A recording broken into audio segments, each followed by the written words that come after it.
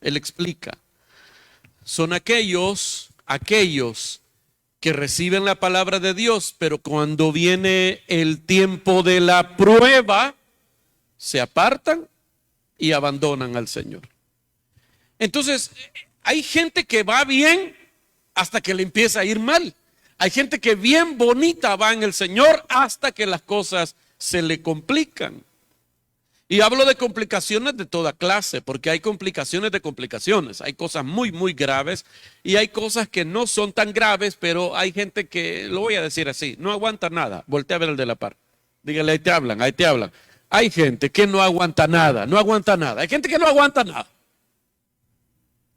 Hay gente que no sabe sufrir. Por eso es muy popular el evangelio hoy. Las iglesias están llenas de gente que lo único que están recibiendo o esperando recibir son bendiciones, cosas buenas, riquezas, salud, prosperidad. Estaba viendo un video de un pastor que estaba orando por las mujeres que ya no eran vírgenes y que él cobraba una ofrenda de $100, dependiendo de la edad, por devolverles la virginidad a las mujeres. Y había cola. O sea, perdone la expresión, es una estupidez. Para empezar, el valor de una mujer no está en eso. Pero hay algunas mujeres que están ahí, aparte de eso, creyendo eso. Por eso le digo, hay gente que va detrás de las cosas sumamente temporales, simplemente físicas o materiales, y el Señor, ya le dije, prometió bendecirte, proveerte, sanarte, hacer todas esas cosas, pero a veces no lo va a hacer. A veces Él mismo va a provocar a que personas te estorben el paso. ¿Por qué? Él está más interesado en tu carácter que en tu comodidad, porque el carácter es lo único que te vas a llevar al cielo de lo que estás, voy a decir, haciendo crecer hoy en día. No es tu dinero, no es las cosas que puedas atesorar, es tu carácter.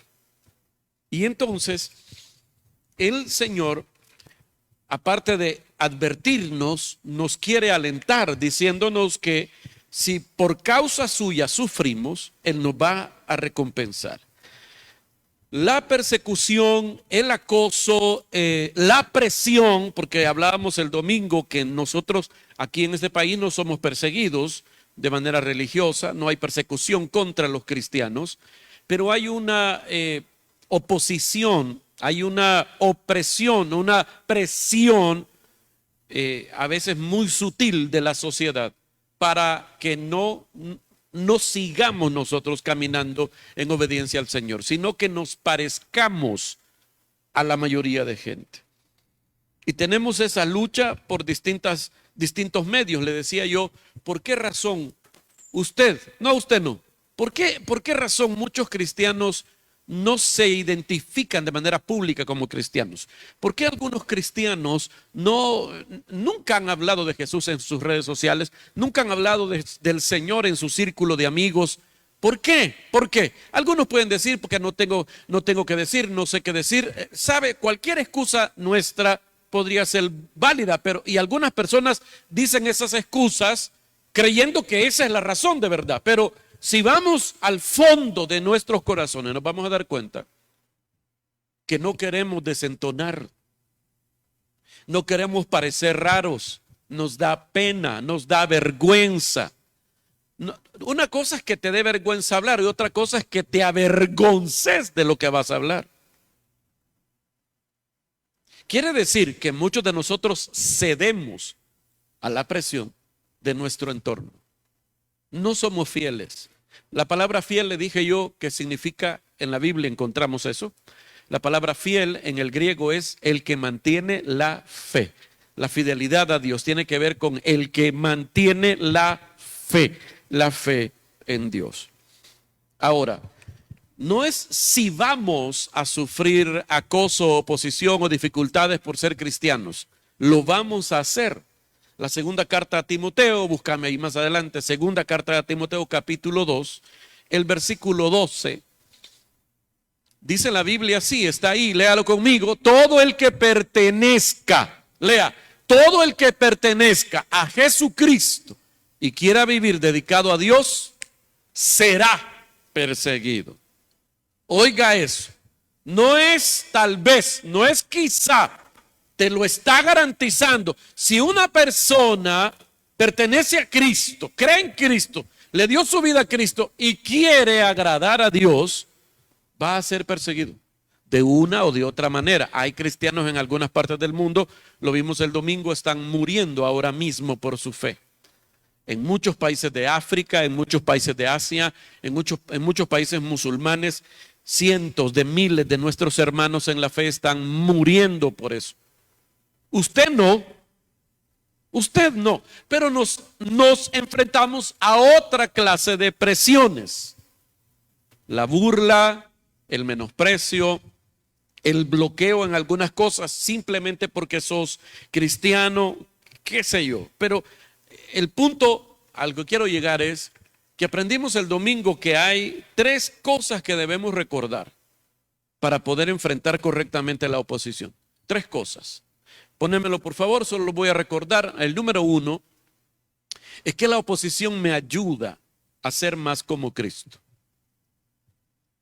Entre más entre más padezco, entre más sufro esta oposición de la manera en que sea, por causa de Él, eso servirá, Dios lo usará para formar en mí el carácter de Jesús. Número 2, la segunda cosa que tenemos que recordar es que la oposición fortalece mi fe.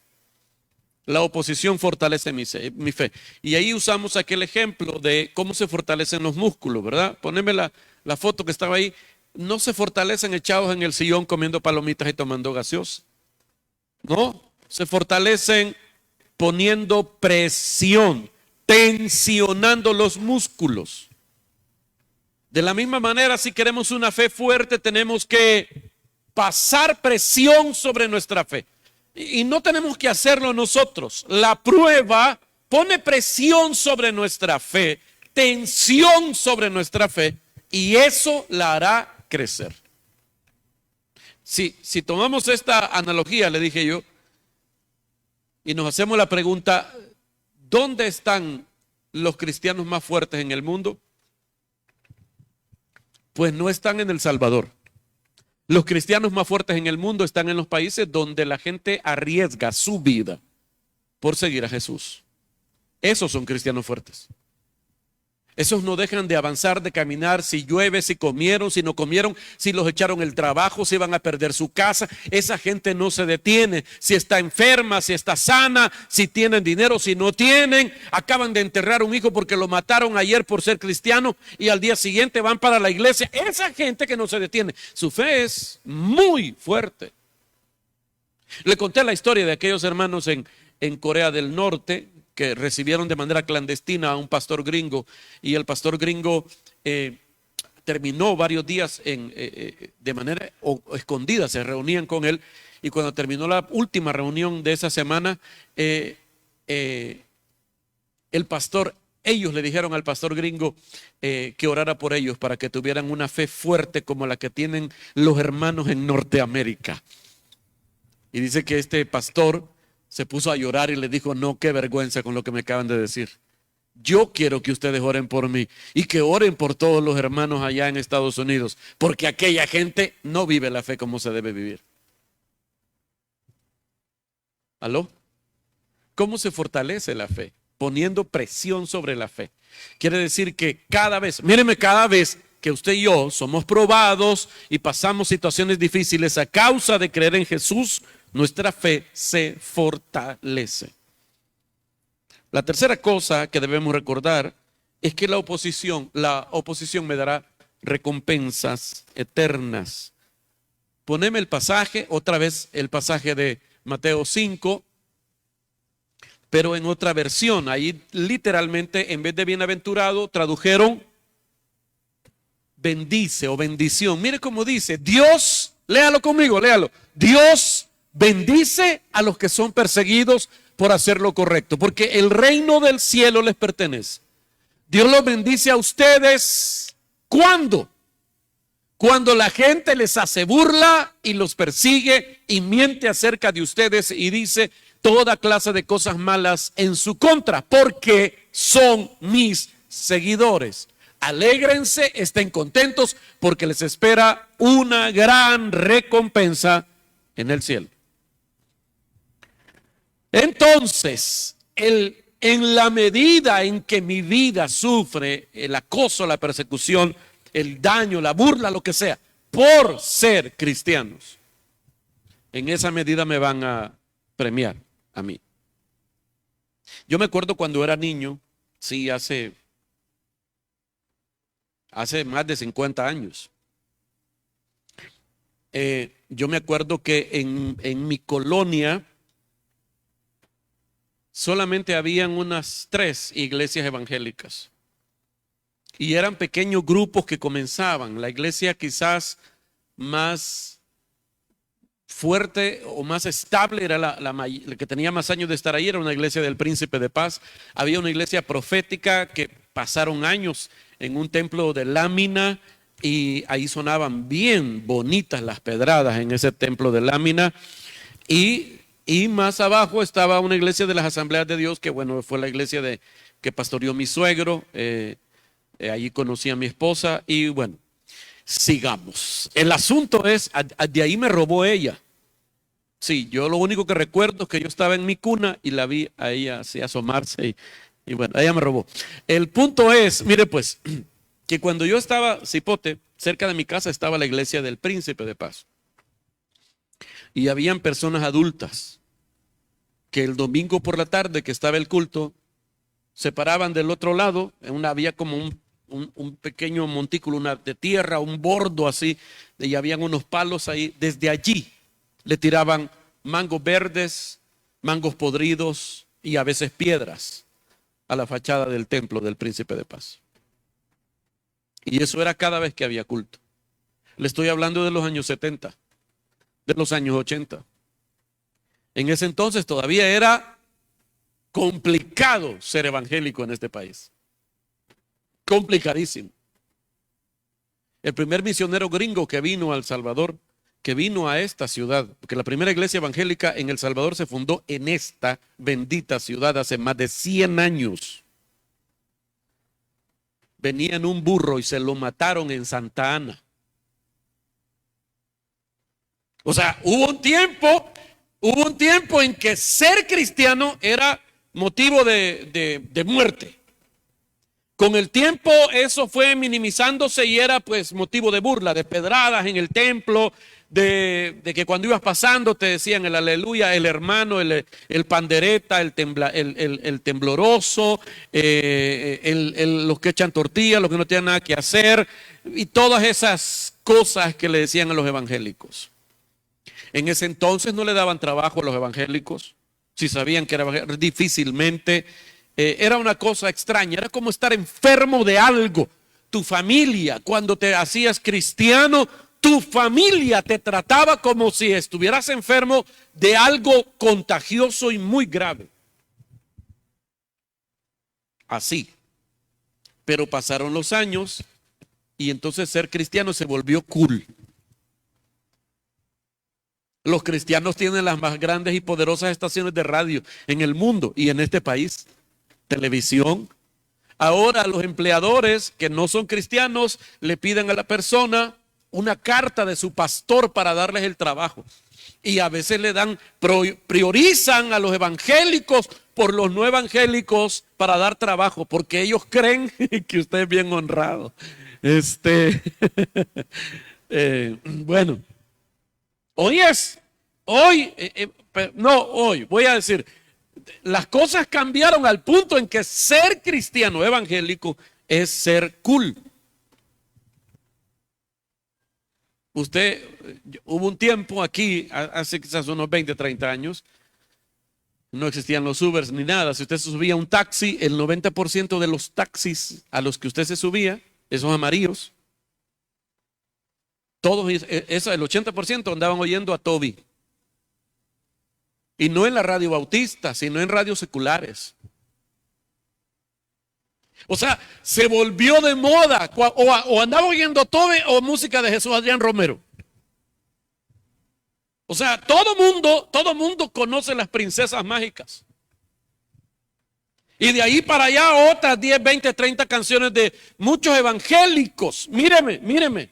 Conozco gente que pone una historia en las redes sociales con una gran cerveza y un himno de fondo en su historia. O sea, es que ser cristiano empezó a tener elementos muy bonitos, admirables, imitables. Pues era Dios, Jesús y esas cosas. Pero, mire, así empezamos, ve, en esa línea ascendiendo y ahora vamos de bajada. Porque le dije la semana pasada que ahora estamos viendo el cumplimiento de ese versículo que Jesús advirtió en Mateo 24, que seríamos perseguidos y aborrecidos por todo el mundo. De hecho, hoy en día, se lo dije el domingo, está creciendo la judeofobia y también está creciendo el odio hacia la iglesia. Hay grupos políticos, hay grupos, sí, son políticos enmascarados con otras causas, como la de Palestina, como la de los movimientos LGBT, como los de Salvemos el Planeta. Hay cosas como esas que detrás de eso lo que realmente quieren es imponer una agenda política. Y los enemigos de todo eso son aquellos que siempre, mire, porque una cosa que tienen los cristianos, me imagino que ustedes saben eso, es que los cristianos no negocian sus principios. Hay cristianos que fallan y pecan. Voltea a ver al de la par. Él peca, pero aún el que peca sabe que hizo mal. Sabe que eso está mal. Va a tratar de no volverlo a hacer. O sea, los cristianos tienen principios morales no negociables. Y para que este movimiento político, que al final se va a convertir en la religión del anticristo, instale su poder total sobre la tierra, tiene que destruir la soberanía de las naciones, deshacer totalmente la idea de la familia tradicional y deshacerse de la iglesia cristiana. Hay una agenda, le expliqué, esa es una agenda que está hace más de 10 años trabajando en nuestro mundo, en el mundo entero. Y ahora está tomando más fuerza. Estamos dejando de ser cool, de ser bien vistos y vamos de regreso a los años 80 y 70. No se va a sorprender el día que vengan a pintar las paredes de la iglesia con un mensaje de odio o que le den fuego a su carro, no, al millo, lo que sea, pues, o sea, las cosas no se van a ir poniendo mejor en ese sentido.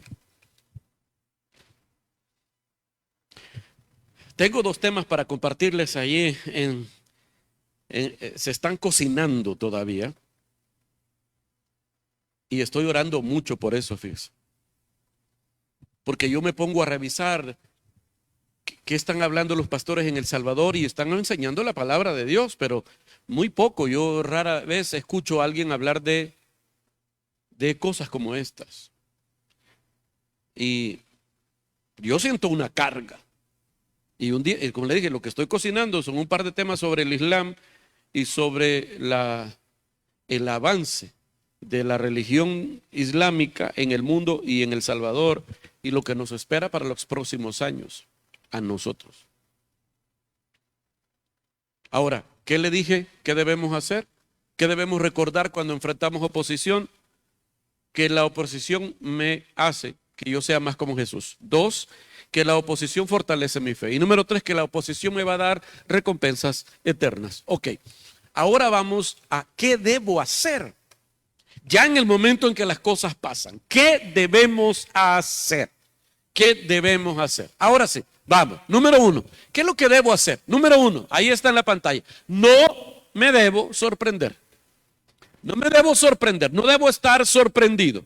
No te sorprendas porque el mundo entero, la sociedad, tu familia, tus amigos no apoyen la idea de que seas cristiano o que sigas siendo cristiano.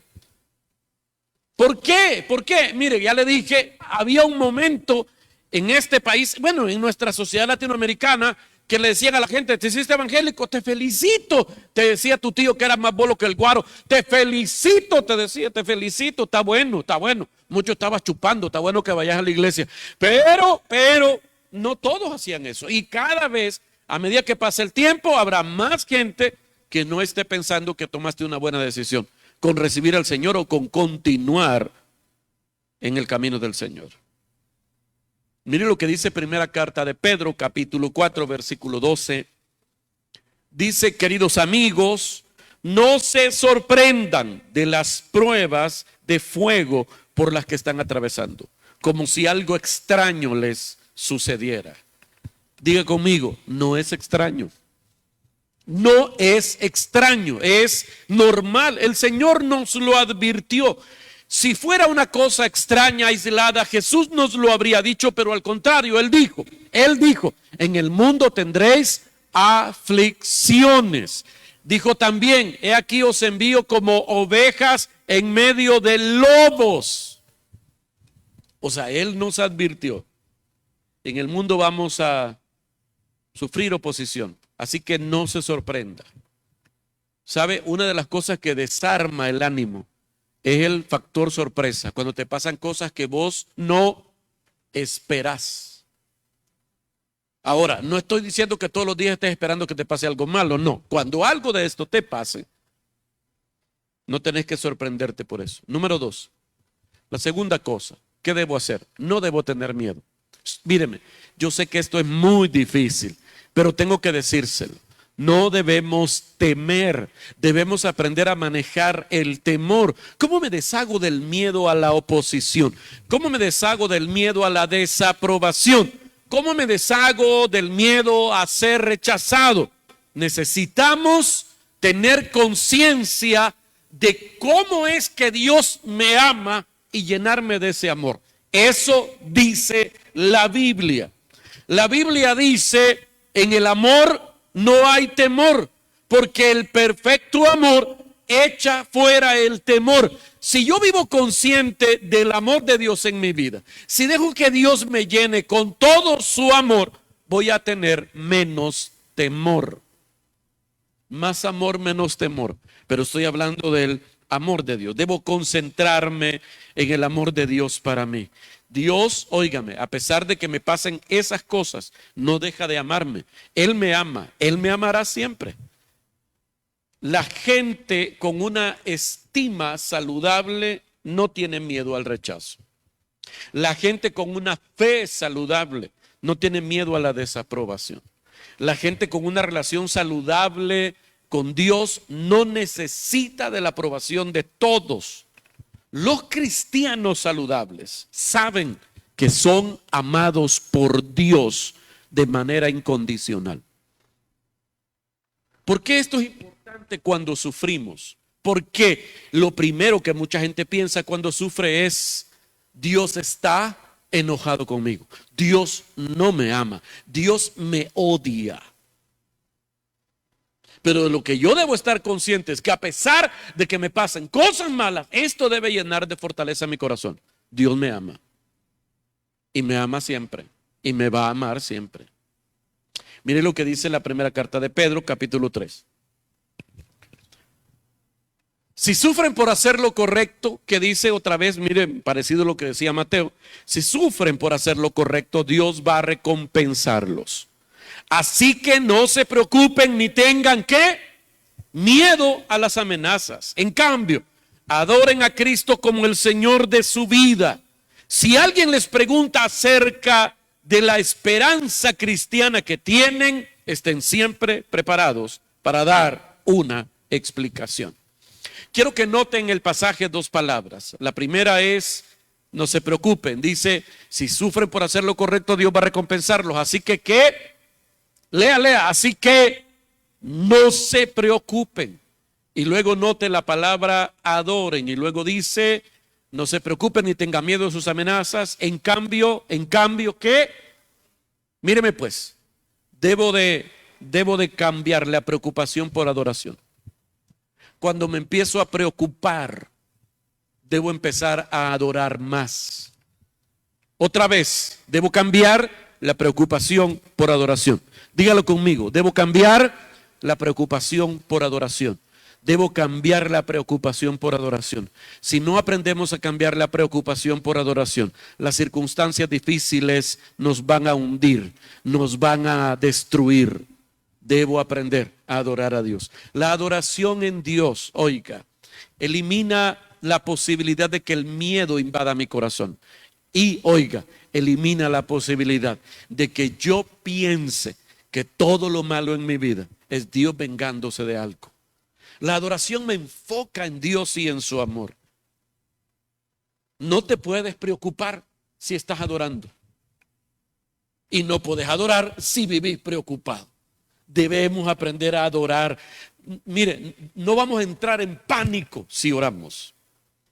Usted puede enfocarse en el problema o puede enfocarse en Dios y su amor. Y la adoración sirve para enfocarnos en Dios y en su amor. Entonces, ¿qué debo hacer? Número uno, no debo tener miedo, no debo preocuparme. Número uno, le dije, no debo sorprenderme. Y número tres, no debo avergonzarme. No se avergüence. No se avergüence por defender la verdad. No se avergüence por defender lo que es bueno, lo que es correcto.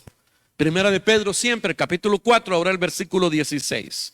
Dice, no es nada vergonzoso sufrir por ser cristiano. Alaben a Dios por el privilegio de que lo llamen por el nombre de Cristo. No se avergüencen. Te toca sufrir por ser cristiano. Ahora entiendo a esos hermanos que le llovían pedradas en los años 70 y 80. Qué gente más fuerte esa, de verdad. Porque ahí estaban el siguiente culto. Ellos no dejaban de llegar a la iglesia por eso. En esos días llamaban a la policía y la policía nunca llegaba. Ya vamos a llegar, nunca llegaban. Si nos agarraran a pedradas aquí, usted no vendría el domingo. No sé pues. Hay mucha gente, sí hay mucha gente que no viene porque dice que hay mucho calor. Por eso le dije el domingo esta pregunta. Si de repente prohibieran el cristianismo en El Salvador, si de repente castigaran con cárcel a los cristianos en El Salvador por ser cristianos, ¿habrían suficientes pruebas para meterlo preso a usted? Bueno, mire pues, ¿te va a matar un insulto? No, por eso es que no se avergüence. ¿Te va a matar un insulto? No. El que te traten de humillarte te va a matar. Ya le dije, no estamos en esos países donde matan a los cristianos. Así que no se avergüence, no tenga miedo y no se sorprenda.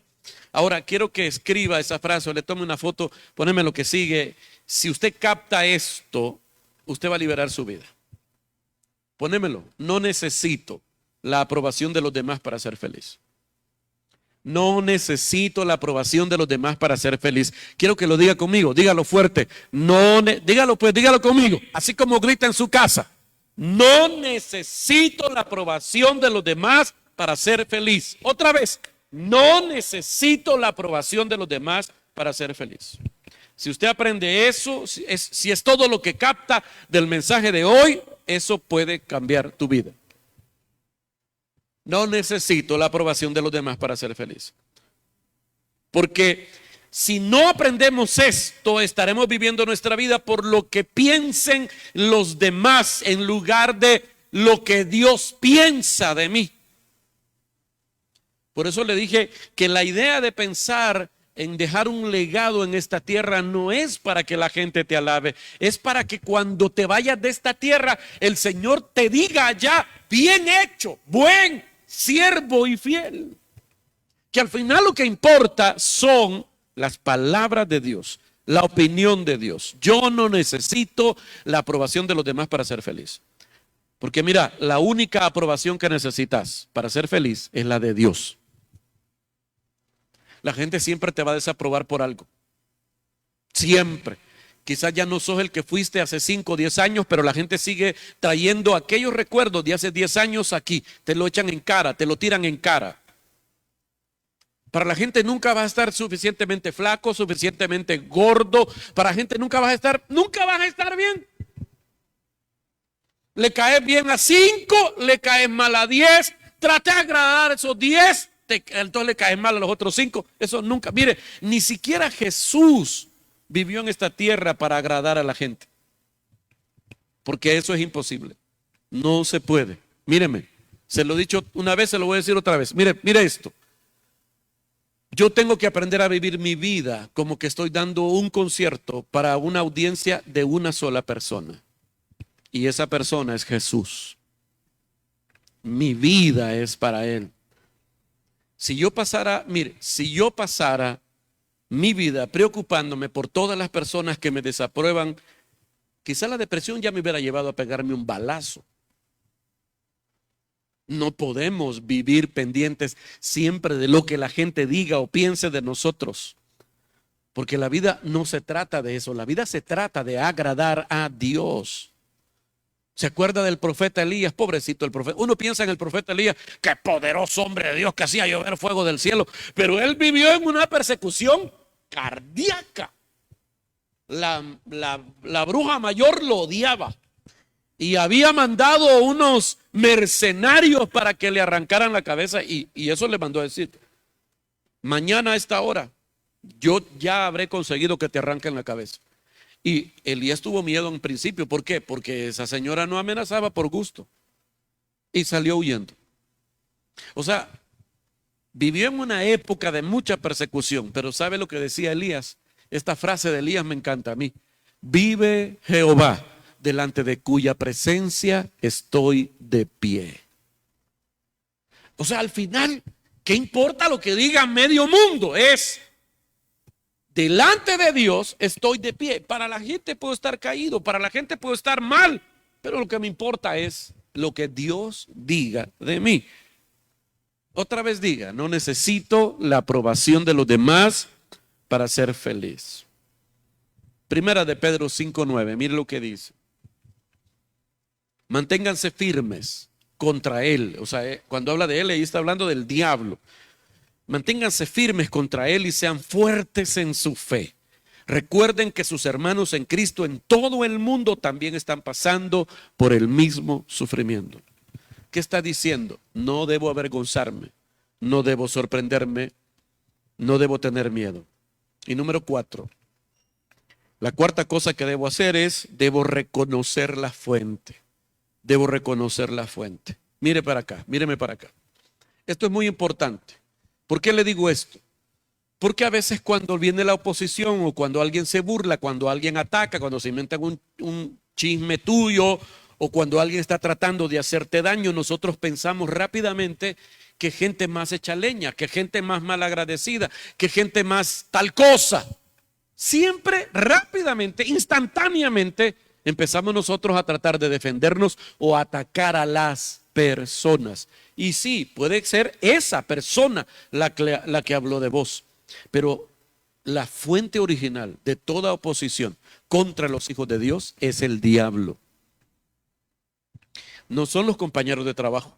No es ningún partido político, no es la gente de otra religión, no es un competidor de tu negocio, no son las personas a las que vos le caes mal. La fuente real detrás de todo ataque, oposición, todo el quien realmente está tratando de empujar todo eso para que te apartes del Señor es el diablo. Esa opresión, ese ataque, esa actitud de odio de la gente hacia vos realmente no se origina en el corazón de esas personas, se origina en el corazón del diablo. Y usted y yo tenemos que aprender a ver más allá. Míreme, a ver más allá de la ofensa, a ver más allá de la persona que me está buscando hacer daño. No es la gente. La gente son simples peones y a veces ellos ni cuenta se dan que el diablo los está usando.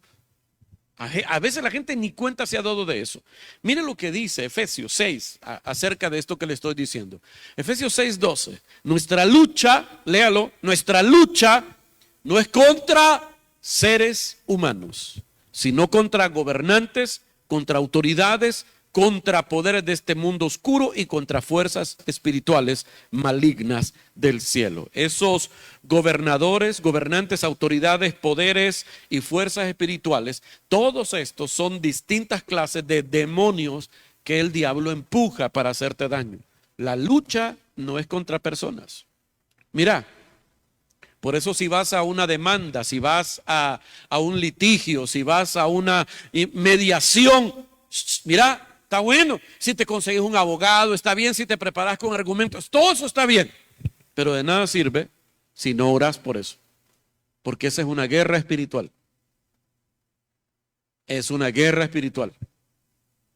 Está bien si llevas un abogado, está bien si te preparas para saber qué hacer, pero detrás de todo eso está el diablo. Hay que orar, hay que ayunar.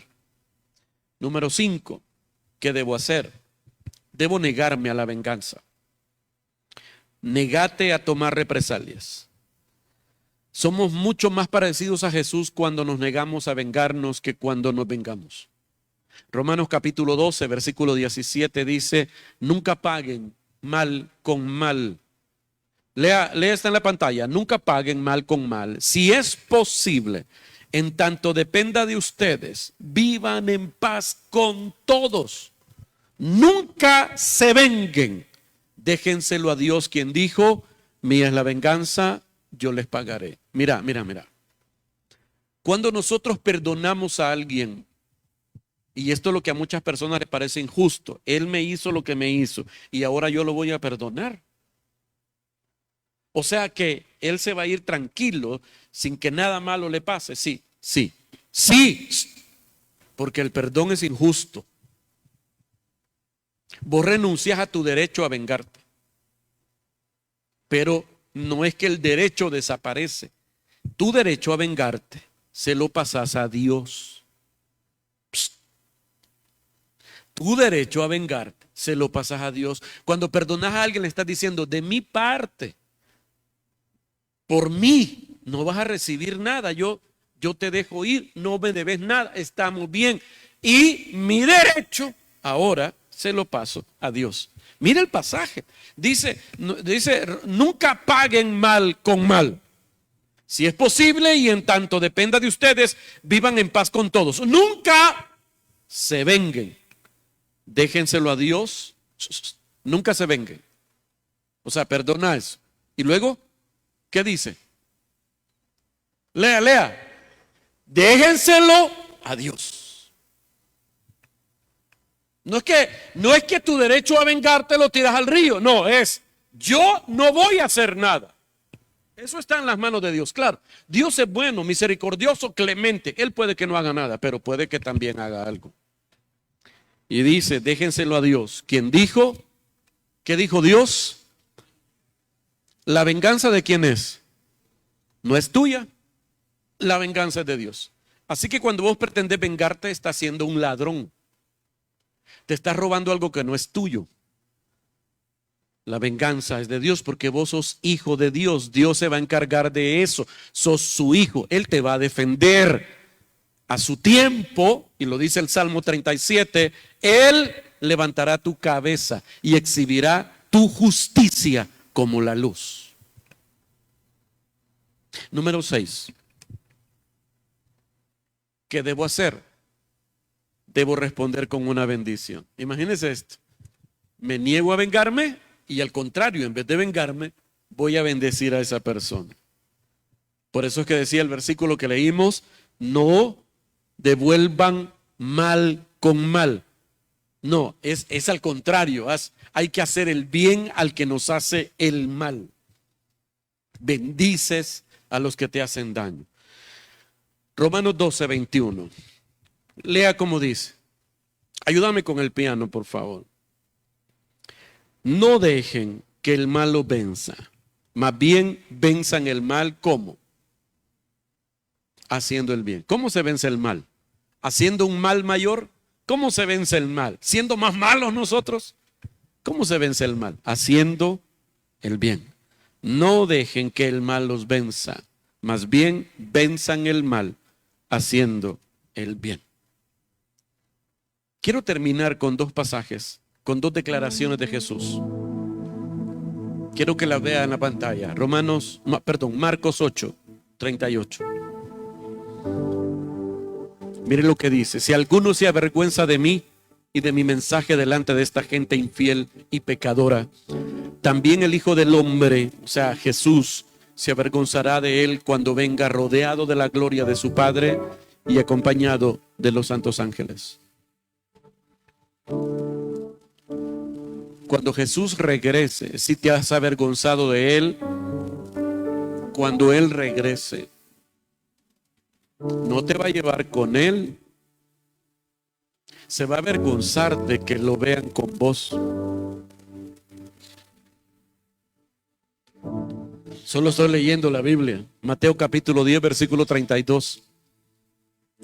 Todo aquel que se declare a mi favor delante de los demás, yo también me declararé a favor suyo delante de mi Padre que está en los cielos.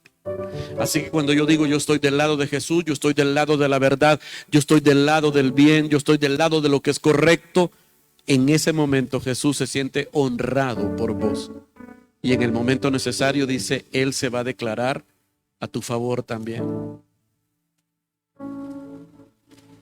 Qué cosa más linda saber que Jesús está a tu favor, porque no te has avergonzado de Él.